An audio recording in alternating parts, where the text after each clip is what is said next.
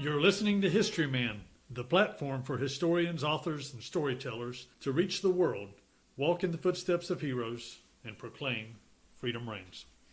On today's episode, we are fortunate to have Richard Davis, the curator of the U.S. Army Adjutant General Corps Museum on Fort Jackson. So welcome, Richard. Thank you. Good to be here. Richard, we're excited to hear about the Adjutant General Corps Museum at Fort Jackson. And before we get started, we'd like to give a shout out to a couple of our affiliates. Long Gone LLC specializes in genealogical research and guided historical tours in Camden, South Carolina, and Southern Campaign 1780, providing living history experiences that educate, entertain, and inspire. Both of these affiliates can be found on Facebook. So, Richard, tell me a little bit about what you do. Like you said earlier, I'm the curator at the Adjutant General Corps Museum there on Fort Jackson, and our mission at the museum is branch-oriented, and soldiers that are coming in the United States Army do their basic combat training at several places, including Fort Jackson, and those that are going into military occupational specialties within the Adjutant General Corps branch come to Fort Jackson or go to the Adjutant General School for that advanced training they have. And part of that training is the Army history and heritage of the branch and the Army itself, and the museum plays a vital role in that. They come over for a block of instruction. So all the divisions of the U.S. Army and the U.S. military, this is the second oldest branch? That is correct. Infantry is the oldest with the appointment of George Washington, and the first Adjutant General of the Continental Army, which is Horatio Gates. With that appointment, the Adjutant General Corps was born. So it dates back to June 16th, 1775, the second oldest.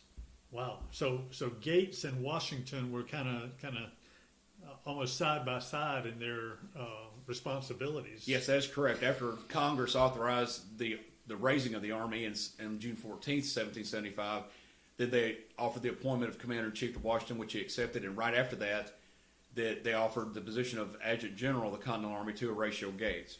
What did Gates bring to the table at that time? Gates was a former British officer that has served in the French and Indian War, or the 7 Years' War as a lot of people call it, as did George Washington.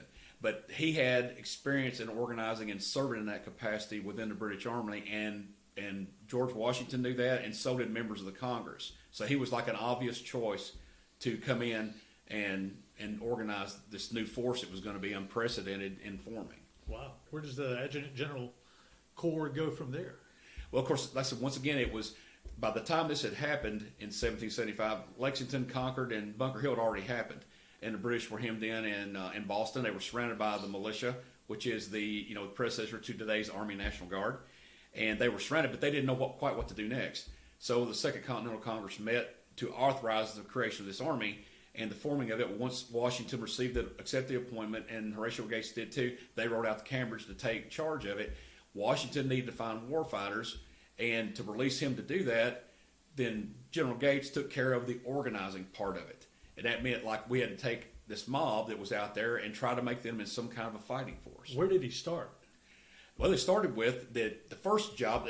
Of course, he was the very first one, and like I said, it was unprecedented, but he used his experience with the British Army, which the American Army today, a lot of the things that they do and the traditions they have come from the British Army.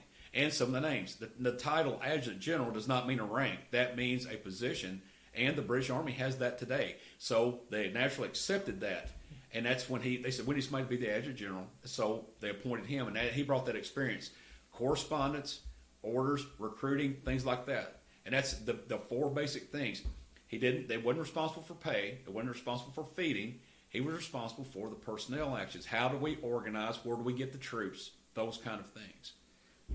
So how did he go about doing that? I mean, did he communicate with each state or the representatives of each state? I mean, like that, and also Washington. Like I said, once again, they had to sit down and start somewhere. So they talked about this on their ride out to Cambridge, really? And that was discussed between them. Well known, like I said, with letters and things, and also conversations that took place. Gates, and of course, once again, it was unprecedented. You were having an army that didn't have a soldier in it, and at the beginning, George Washington was serial number 1, and then, of course, and Horatio Gates was serial number 2. And so they were talking as they got after, how are we going to do this? And you start picking leaders, then you organize them, and then that was part of the problem in the beginning, the organization of it until Valley Forge. They come out of Valley Forge, not the army that went in. But it began, like I said, once again, it was a short time Gates was in there, but that he's planted the seeds that still are forming today, bearing fruit with some of the training. It's interesting now we look at things through the eyeglasses of technology of this world, but we're talking Valley Forge, we're talking up north. How do you communicate with the colonies down south? How do you get the word out?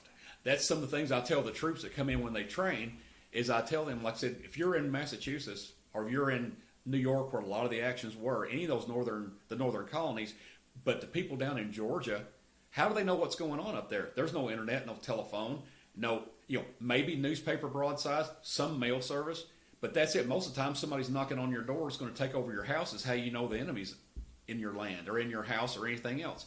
And that's part of it, is the communication. It's unbelievable how difficult that may have been. Right.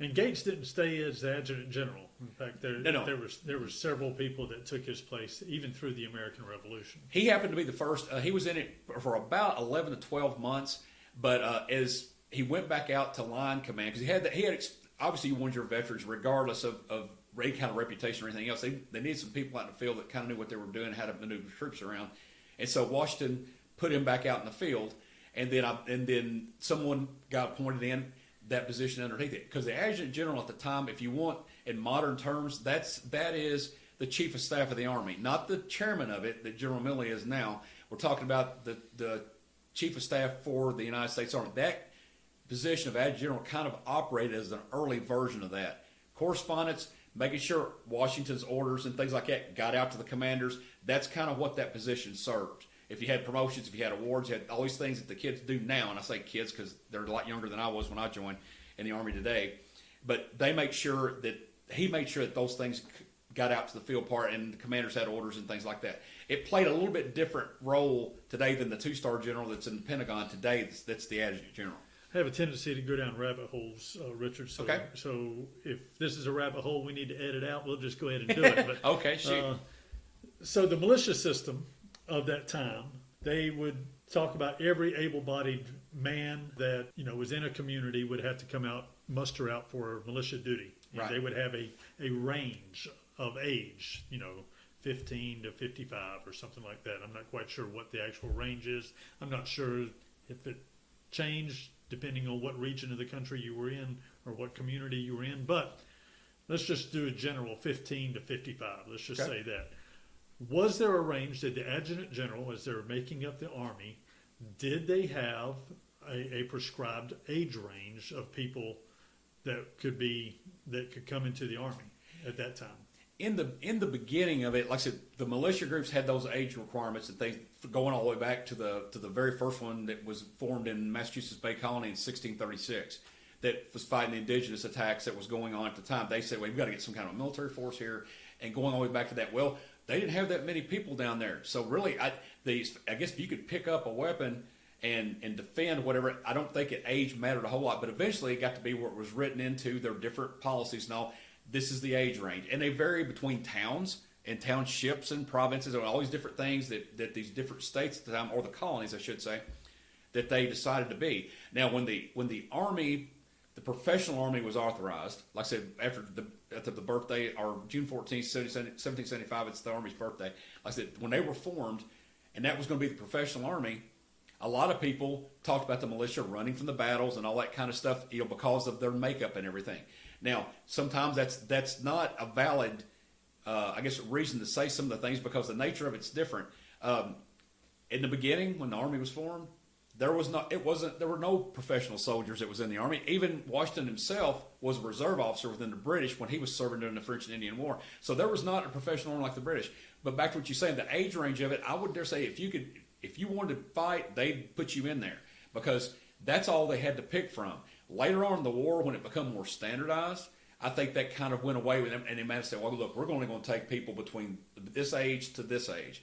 And once again, that's one of my weaknesses. My primary in military history, I like all of it, but like I said, I'm learning myself more and more about the Revolutionary War and how to make up of the Continental Army. But at the time, like I said, it's not you're not down a rabbit hole. It's just that's the nature of it in the beginning, because that's who surrounded the British in Boston. That's who you had to pick from. Right. So, all right. So we move on from Gates. He goes to he goes to the line. You say a line. He goes back in the line unit, and that's when they moved towards the victory at Saratoga. He was in command there, much to the chagrin of Benedict Arnold and some others, I'm sure. But also he was awarded a gold medal for that, Right. a congressional gold medal. I think Benedict Arnold got slighted, and that was one of the reasons why Benedict Arnold turned coat later on. Exactly. Like I said, I can agree with that part of it and everything. That Benedict Arnold was a war fighter and all the beginning with all his problems, but he did have problems, and that tends to overshadow, a lot of what went on later. Right. Is because naturally, that's how he was viewed. But he played a vital role in that Saratoga victory, and I think sometimes with some accounts he wasn't given his due. Right. So Gates goes to Saratoga to a Right. line unit. Right. Who takes over his place as the adjutant general? Now, the second person that got it was a temporary, and I believe there was another general, and the name eludes me. But the person, he was in it, but about 2 months. The person that was appointed for that was whenever Washington took the Continental Army into camp at Valley Forge on January 5th, 1778. Colonel Alexander Scammell, Scammel. L is from New Hampshire. He was appointed the adjutant general of the Continental Army time as they was coming out, preparing to come out for the spring campaign out of Valley Forge. Okay. Yeah, and like I said, he was from New Hampshire. He was and he started out in one of the state units, but then when he come on to Washington staff after everybody was there and everything were getting organized. If he were to come on Washington's staff, there's a tendency for me to think that he had a little bit of credentials behind him. Sure, his family had money. And I mean, matter of fact, some of his letters and things that they write about their uniforms and all that they're trying to have made. Like I said, Washington obviously had plenty of money, and his uniforms were expertly made and tailored to him and everything. Well, his staff looks a lot like him as far as their uniforms go. And matter of fact, the adjutant general, his uniform, Scammell's uniform, looks identical in some of the drawings and paintings and stuff. Look identical to Washington's, except for them actually not wearing the stars of the general. But the staff members reflected his uniform. And so he had money. And that tells, like you just said, that tells that he's got money, he's got means, he's got connections. And naturally you wouldn't just come in with some of the clout that he had to the rank of colonel, lieutenant colonel at first, but then colonel. That's a huge jump from people that are going from ensign or second lieutenant and all that. So Scammell comes on board, and then what? Scammell comes on board, like I said, and takes over. Now, the Army at that particular time is coming out of Valley Forge. That's not the same Army that went in. What do you mean by that? Well, von Steuben arrives. I mean, when they come in after Germantown and all those I shouldn't say victories, those defeats, they come in there and they've taken a beating. The winter's hard on them, and enlistments are starting to run out. All those different things that even with the victory, like at Trenton and all of that. This winter was hard on everybody, and going into camp, and you had people that, once again, that were, rethinking why they were there and all these different things. When a soldier, even today, starts thinking and have time on their hands, it's all kinds of things could happen. So Washington was having to deal with all that. The adjutant general part of it, with him coming in, was, and von Steuben being there, they drilled and they become this better army when they come out, and him as the adjutant general, that fighting force was probably much easier to manage despite the difficulties at the time than it was when they went in. Okay. And so it come primarily from that. They're even as hard as things were, as things got better, not at first, but they got better when that fighting force come out of Valley Forge. That's not the same army that went in. I see. The army in training and all that, they tell that's a lot. I've heard even in their, not related to Adjutant General Corps history, but just in military training, is like a lot of the tactics and all that come from the lessons learned even at Valley Forge today, and that means how that's organized, how you move, how you survive. All those things have come from that experience, as bad as it was. Right. Okay. So then what?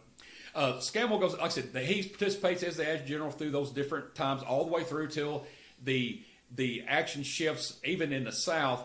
At that particular time, he stays in that position until January 1st of 1781. But one of the things, though, that he was tasked with doing, like I said, once again, he was a warfighter, combat veteran from the very beginning. He was at Saratoga, once again, with Gates in command. But one of the significant things about him is he was tasked by George Washington with the execution of John Andre. He was tasked with that. Now, that doesn't mean that he went up there and was like the executioner and did all that. But it was his tasker, as we say in the military today, that this is what you're going to do. You're in charge to make sure this happens.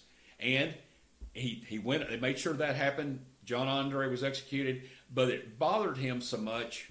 And I don't think it was from a position like he befriended him or something and while they were waiting.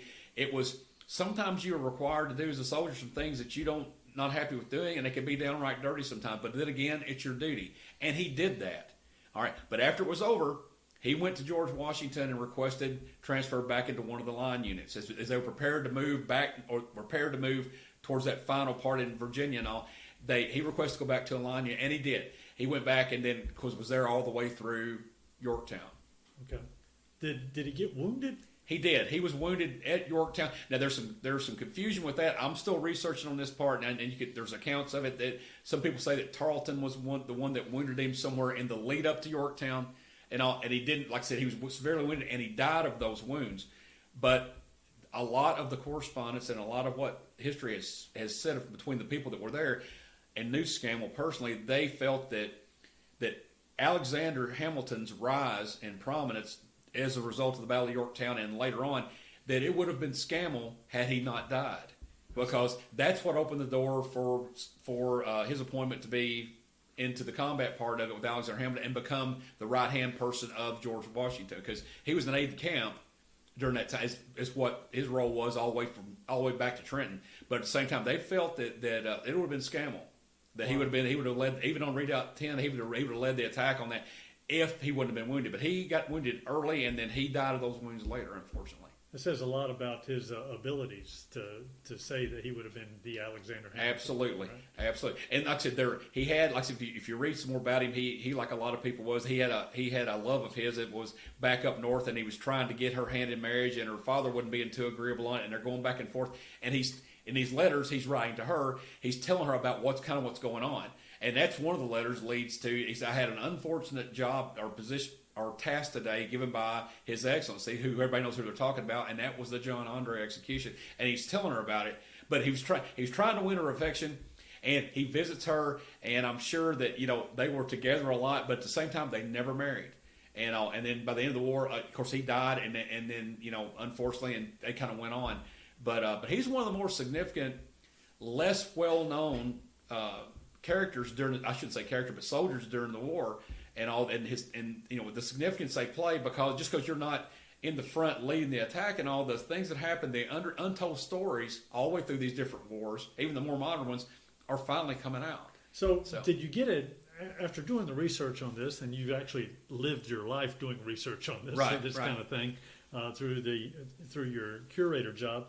Did you get a sense as to why he was involved in the Revolutionary War side? Now we're talking about Scammell? Scammell. Yes. Well, like I said, he was from New Hampshire, and that whole area up there, all that, that New England part of it, like I said, with Massachusetts and all that hotbed up there, I think that part of he was going to do something. If he just had to be a private with no time in grade and out in the worst part of the worst fighting position, he was going to do that. I see. Despite his status in society and everything else, he wasn't going to be his love for country, and the fact, once again, it's something I've argued even with my major professors and all down at Florida State about certain things, is people was trying to rewrite why that people would join and their motivation for being in the very beginning, like Lexington and Concord and all that. A lot of times it takes a good shove to get you to do something, and see with him, it could have been a certain event. I don't know for sure, but something may have triggered that. It could go all the way back to to Crispus Attucks, the first casualty, and all the way the British were doing these things. And, once again, people just don't like being told what to do. And you got the colonists that are there, and my own ancestors. If you want to talk about Civil War stuff, buddy, I got some for you with that, how they were. But they were also from Ulster in that way, up that area. But still, I think it's that thing where you're used to having things done your way, and then all of a sudden you've got somebody changing all that, and you've got all of a sudden you got a soldier in your house. Like, who is this guy? They're posting these different things, and all of a sudden you're getting your liberties encroached on for what you thought you had as Englishmen. Right. And people are going to buck up and rebel, and up in the Northeast, well, a lot of people think that they're liberal, and they are. They still wasn't going to have any of that back then. And and that's the core thing of all this. People just don't want to get told what to do. It's not they couldn't pay taxes. They like, wait a minute, you're making me do this. Right. What do you mean? It just, once again, they'll get your sugar and go dump it in the water. So, But I think it's a lot of motivation to it. Well, give me your definition of liberty.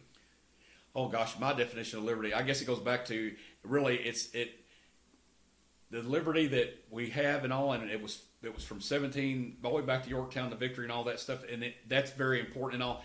But when I was in Afghanistan, my own self, I saw a lady before I left. She come and could not wait to show us her purple thumb because she had the opportunity to vote, and that still rings with me, and that's we want to fight about voting, and this lady was just happy to go up there and put her thumb on a purple pad and to verify her identity and get to cast her vote. And that was probably one of the most set me back and look things, because it was in a foreign country, and we never think anything about that because as it can get all controversial as it has been in the last few years and all this. She was just happy to do that. And up until that time, until we were there, they never had that opportunity because the Taliban would come and probably cut her hand off because she did vote, and she was so happy about it. And we went back and talked about that back in base camp. And I mean, that was just unbelievable to me. Seeing that makes you know what it means. And I mean, to me, it's not just outlining the Constitution, which it is, but when we get done here, I'm going to get in my car and I'm going to drive back to my house. Well, some people don't even have a house. The government don't allow them to own a house. Their country, that doesn't operate like this. The freedoms we have, are not. That's my definition of it. If you can participate in society like that in a peaceful manner and vote and do your thing, to me that's liberty. Whatever you can do. Now, do you agree with everything? Maybe not. But at the same time, that liberty to see that woman's face, that one act. And yet we take that for granted so much. There's people that are worried to death about they're going to mail something or whatever with a vote. She was happy to go up there and put her thumb on it. She was going around showing everybody.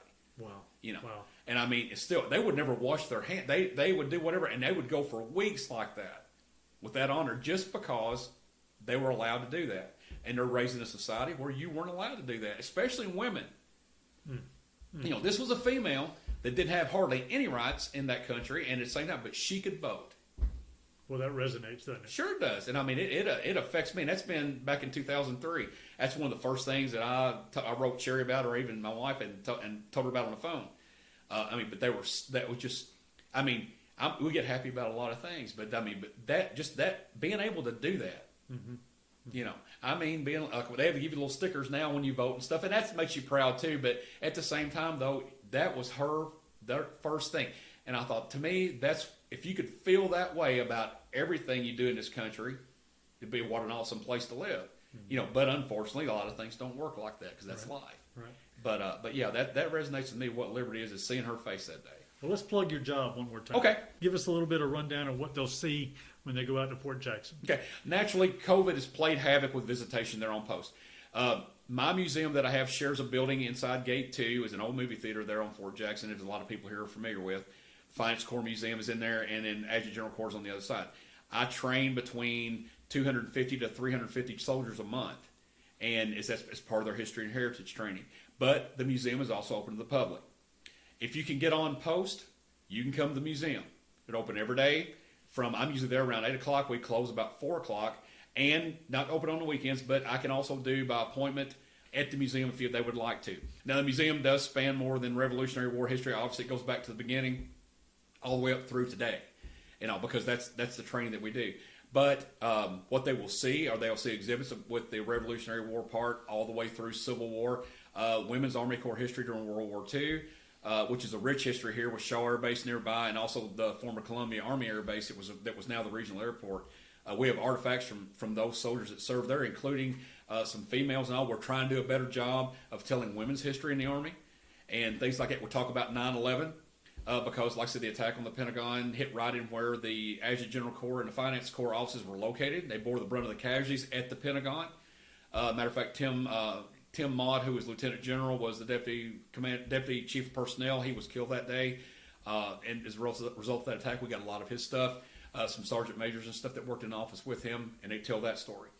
And then we do, once again, I was honored by getting asked to be in the latest Battle of Camden weekend out there on Education Day to promote the museum, and matter of fact, I was beside of you, and I had a great time doing that. I got to talk to kids and all of all ages from K through 12 and tell them that story. It's not, and this is not to recruit them as far as coming into the Army. It's to tell them what they'll see and our role in it. And even when I had pennies offered, because the new Lincoln penny, the most current one, has a shield on the back of it. Now it's not the Adjutant General shield that's insignia, but it's a shield nonetheless, because that's a federal topographic emblem that's been used for 100 years and all. And they was interested in that part of it. Once again, I've done a couple tours in my dressing up like Alexander Scammell and present myself as that and taking the troops in. They get a huge kick out of that. That, what's this guy doing and everything, and they think that's awesome, and I have a lot of fun doing it. There's one of my best things I do is mess with those privates, because they're new to the Army, they're happy to be there, they want to be there, and they have not been exposed yet to some of the other things that'll go on. It's just life, and that's one of the greatest things ever. But like I said, we're open to the public, and we have troops coming in and all that stuff, and we invite, if you can get on there, come see me. And my telephone number there is 803-751-1747. My name's Richard Davis, like I said, or you can get on, if you get online, my email address there is posted on our, it's a small website that CMH, my higher headquarters, is developing, so it may not be quite online yet, but they'll be able to contact me through that. And if there's a group and they want to do it by appointment, I can do that too. I can work anything, but I just need to know ahead of time. Very good. Well, thank you for spending time with us today. Sure, thank you for asking me. All right.